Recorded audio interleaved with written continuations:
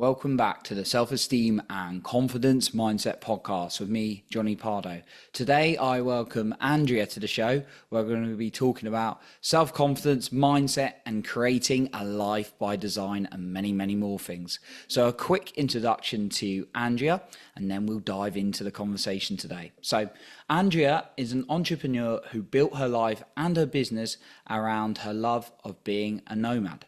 She helps others grow and live better through her counseling and lifestyle coaching practices and fits it whilst traveling full time. So welcome to the show today, Andrea. Glad to have you and glad we could make this happen. So just for the listener who might be like new to you and just a little bit about you, what's really got you interested in your counseling and your lifestyle coaching? Yeah, just be interested to hear your passion behind it, because I speak to lots of different coaches and they've all got different reasons. So yeah, be interesting to hear a little bit about your story. Yeah. Well, I think what started it was, I went through a period in my youth where I needed to see a counselor for Mm, myself. So that was my first introduction to mental health counseling when I was about 15. And it's kind of hard to put my finger on what exactly resonated with me about it. I think part of it was just um, always liking depth in life, liking deeper connections with the people in my world, liking deeper connection with my own life and how I was thinking about things. And um, I wasn't finding that in many places in, my life, school or work or wherever. And uh, mm. so, yeah, it kind of felt, it seems cheesy to me a little bit, but like it kind of felt like a kind of a deeper calling towards just something bigger, if that makes sense. Okay, so yeah, you felt like you quite like the depth it offered a little bit more to go like deeper.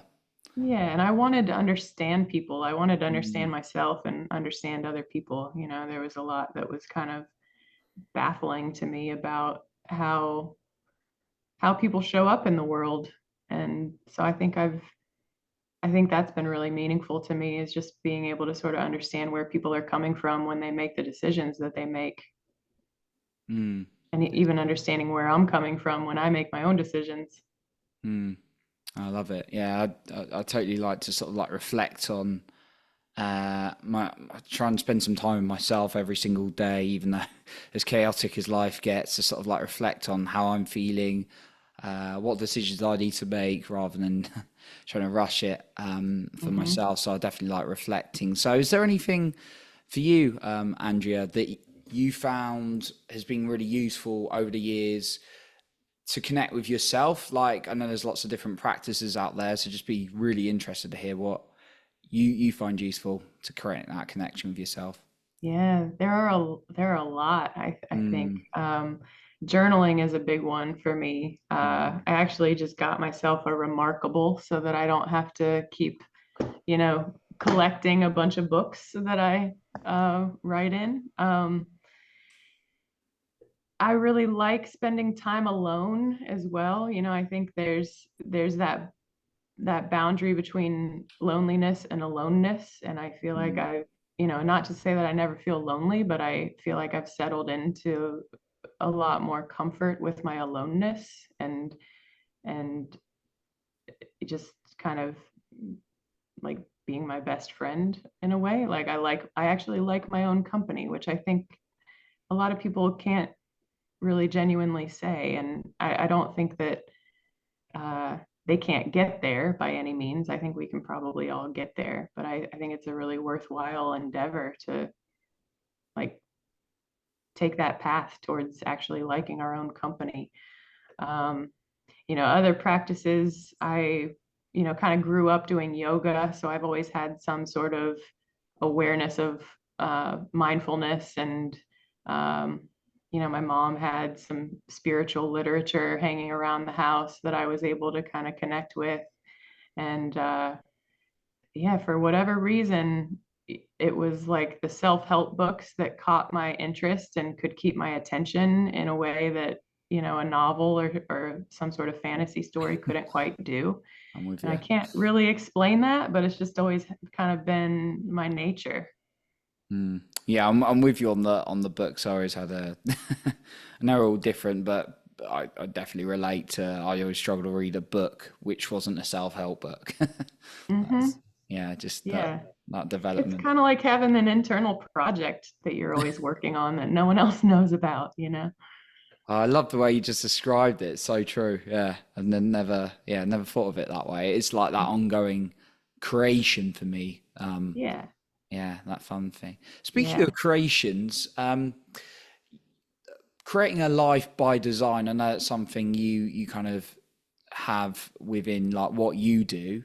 Can you tell us a little bit more about what that means and what you do for people with creating a life by design? Yeah.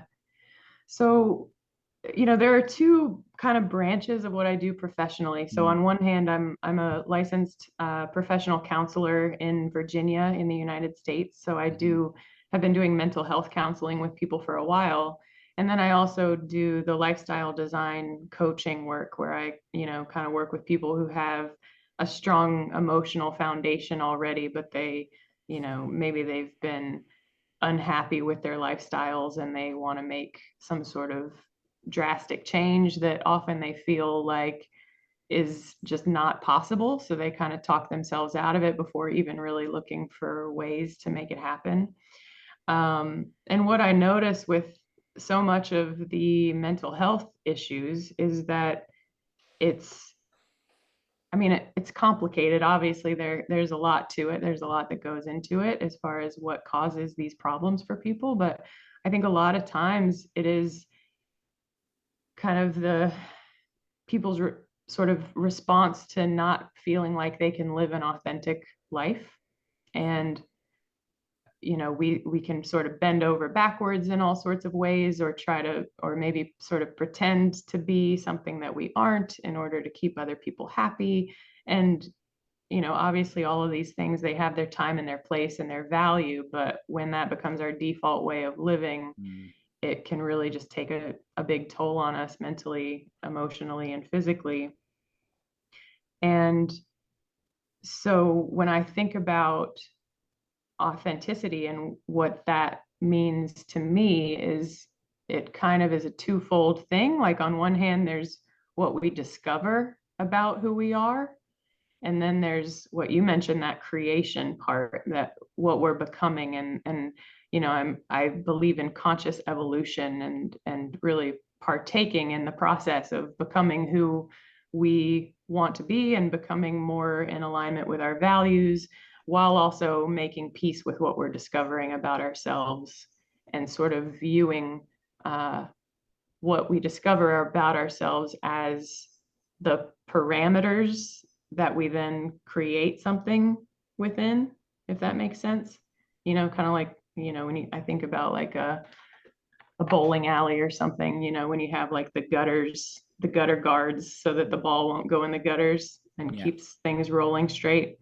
Um, you know, some of those things we discover about ourselves, whether it's like our energy levels or, if we have genuine health issues or, maybe our financial situation is a particular way that, these things that feel like they're just blocking us from accomplishing or becoming what we want to become or accomplish, when we look at them as parameters that we can design around and within, then I think we're more able to tune into the opportunities that are kind of invisible when we just sort of think, oh, I don't have the money for that, so I can't do it. Or my husband would never get on board with that, so I can't do it. So I'm just really interested in exploring with people the ways that they can actually bridge the gap between where they feel like they have to be and where they genuinely want to be. And Mm, at a certain point for myself, I guess I just realized that you know life is short and it's going to be up to me to create the life that I want. I can't count on anyone else to do that for me. Mm, And so along the way, whether I'm helping people sort of cope with difficulty through counseling, or I'm helping people really build something through lifestyle design coaching, it's just been really, really satisfying for me to be able to help people find their own way to bridge the gap and to really even discover and claim what they want. I find that a lot of people, uh, before they even admit to themselves what they really want, they get caught up in all the reasons that they can't mm. move or go anywhere other than where they are. Do you find they sort of limit themselves to what they think they can get rather than what they want? Is that a Yeah, definitely. okay? No, Hmm. I like what you said about the authenticity and the two parts to it, with the discovery part and then the creation phase as well, and Hmm. then moving forward with that. In your life, you obviously you're traveling. It's awesome. You're like traveling. You're helping people's lives, and sounds like you've put a lot of effort into obviously creating that, and it's you come across as quite enjoying that, which is great. I'd imagine. Obviously don't want to make assumptions, but maybe some fears came up around that as you kind of gone on your journey. If so, how are you able to sort of like navigate some of those fears that maybe came up? Yeah. Well, I think part of it is, just weighing what scares me more, or, anyone can apply this to their own life. Like, what scares you more, like staying stuck where you are, or Ooh. taking the leap to do what you really want to do? And, I think that if we can really be honest about the answer to that question, then that's a big part of it. Because I think maybe people don't fully register how scary it is to just stay stuck in a situation that feels inauthentic and feels draining and Mm, unsustainable. Um, but when we can, kind of look at,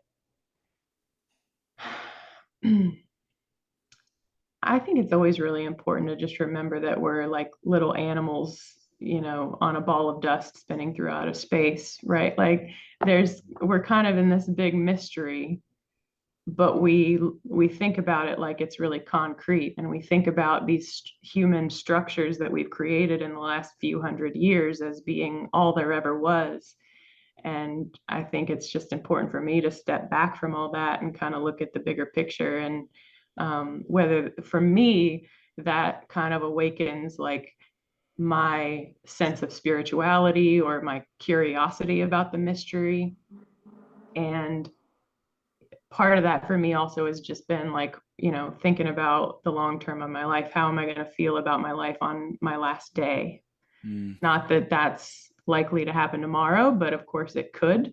And so I think it's just a perspective question, of like what really matters to you, and how much are you living like that matters every day.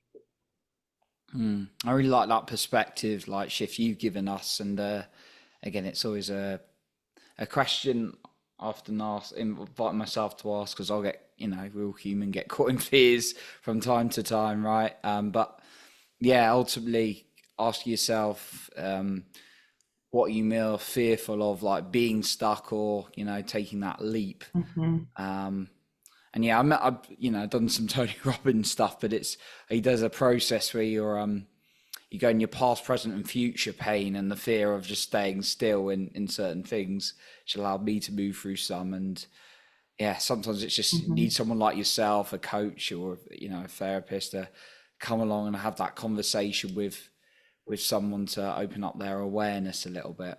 Yeah. And to help them step through the fear. I mean, honestly, I don't know any way to get around the fear. I think the fear is going to be there Mm, one way or another, and courage is really just kind of where the solution is, just like I think no matter what kind of change we want, we're going to have to get more comfortable with discomfort. And mm, when I view fear as just another version of the discomfort that keeps me stuck, that can be another good perspective shift too. Mm. Love that. Discomfort, it's always going to be there. I remember many years ago, I'd be like, I get to the point where everything's great, and it's like, you were so, you were so, I kind of look at myself now and bless my past self, he didn't know, that's where he was, but it's like, yeah, you never get that, that never happens. There's always going to be an ongoing journey of, Yeah. challenges and also beauty in life as well, I guess. So, Yeah. that, Yeah, there's something big about that. Like when you can learn to find the beauty in the difficulty, then it's there. But it's a task. it's a task, Mm. 100%. Andrea, I want to ask you a little bit about your view of having a coach versus like not having one. Because I've got coaches, I've worked with many coaches and kind of got my own views. Um, what would you say personally is maybe an advantage or not, if you feel it's not, to having a coach versus perhaps trying to go alone? Yeah. I have, I'll be honest, I have some complicated feelings about coaching. Mm, But every time that I've had a coach, I've found it very beneficial, all said and done, you know. I've noticed progress that maybe I wasn't noticing otherwise. mm, And there's something about, I mean, I really do notice the commitment piece. Like when I commit to working with somebody and having them help me, I am more committed to myself and to, you know, mm, my goal and what I want to be working towards. And I think that's true for a lot of people. We do a better job of being accountable when there's someone else involved. And so in a way, it's like having a coach is working within those parameters again. Like if we know about ourselves that we won't be accountable to ourselves for something about ourselves, mm, then it just makes the most sense to get people in your corner and at your back who can help you stay on track. So I've mm, definitely found that to be true. Um, Mixed feelings around just like it's just sort of a strange industry. mm. Um, Yeah. so some of that has gotten me caught up over the years, like the money aspect of coaching, the marketing, the sales, uh, the promises, all of those things. I have some hesitation around, but overall, I've had really positive experiences with coaching. Obviously, I've, you know, become one and I really enjoy the process of being a coach and seeing the progress with the people that I've worked with and seeing that, that people who really didn't think they could accomplish what they wanted to accomplish in their lives were surprised and pleasantly surprised that they could. That's pretty powerful. Mm. Fulfilling. Yeah. Powerful. I love that. Cool. So, and Andrea, like, I just want to ask you a question we always ask, I always ask people towards the end of the show, and it's if you were to give your, it might be, if you were to give your number one uh, tip on confidence today, what would it be? Maybe it's something you've already said today, or maybe it's something else. Hmm. Man, I feel unprepared for this question. My number one tip on confidence.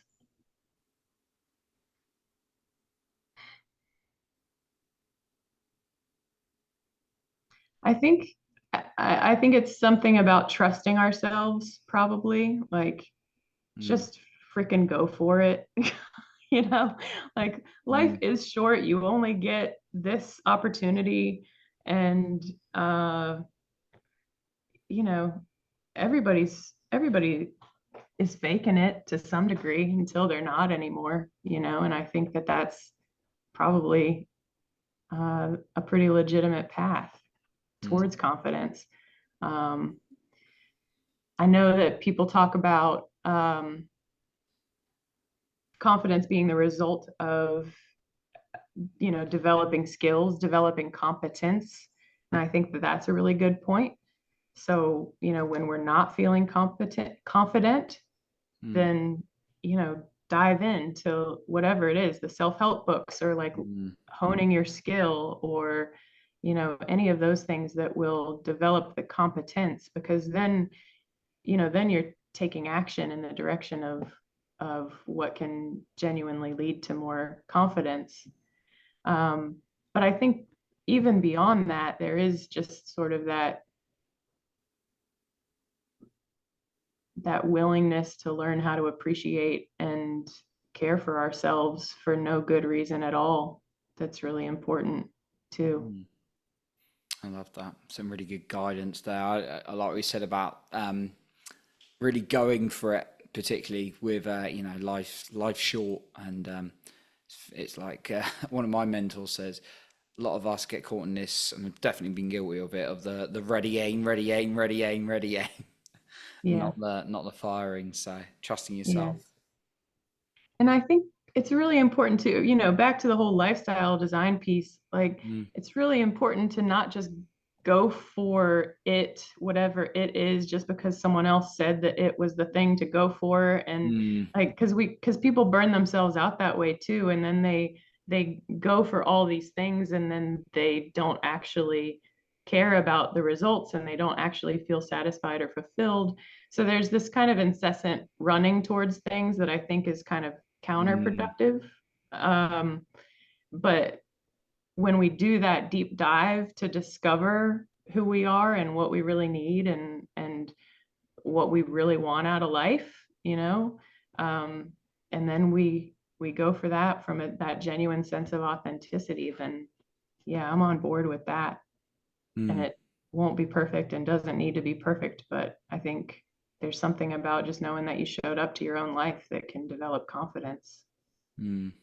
Condition, yeah. Not just jumping onto the things that we hear, right? It's that, oh, they Yeah. got a nice jet. I want to go for that. Yeah. It just gets us further away from ourselves. And here we are. Love it.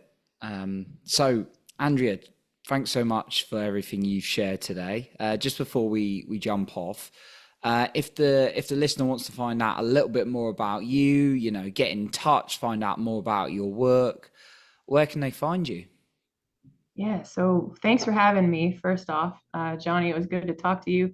And people can find me. My website is called aliveexplorations.com. And I've carried that. That's the name of my online wellness center. So you can also find me on Instagram and Facebook at Alive Explorations. And on my website, there's a whole section about all the different work I do. And there's a free webinar on there about the lifestyle design piece, and a couple little workshops and things like that as well, and information about how to work with me. Ah, phenomenal. Great. So we'll be sure to link your website and your socials up, Appreciate so it. the listener can get in touch and find out more about these amazing opportunities. So once again, Andrea, thank you so much for coming on today. Thank you. So that concludes our episode for today. And remember, you are in control of your own self esteem and confidence.